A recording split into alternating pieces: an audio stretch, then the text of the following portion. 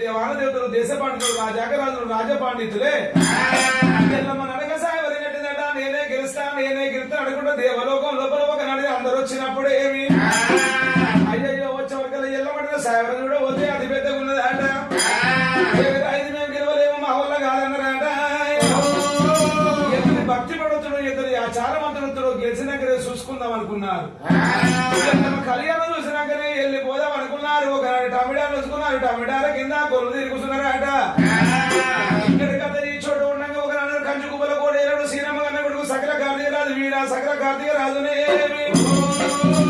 అడుగుల కద్దరు నోట వెళ్ళాల వాడు కులశంకర్ కుమ్మరి గల్లవాడు ఎడమ శంకర్ కమ్మరి గల్లవాడు మధ్య రాముడితో పాటవ గల్లవాడు ఏమి సకల కార్తీక రాజు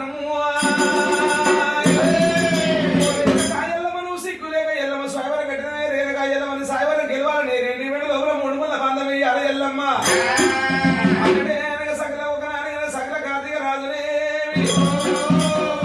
సైన్యాన్ని మొత్తం ఎమ్మడి పెట్టుకున్నాడు. దాంట్లో సైన్యాన్ని ఎమ్మడి పెట్టి సకల కార్తీక రాజు ఒక నాడగా దేవలోకం వచ్చినాడే.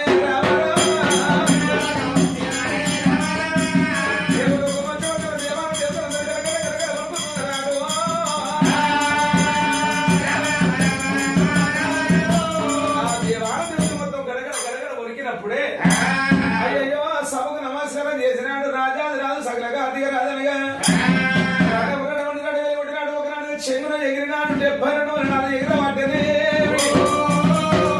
72 వదనాలు సాగరం ఉంటే సకల కార్తీక 70 వదనాలు ఎగిరినాడు.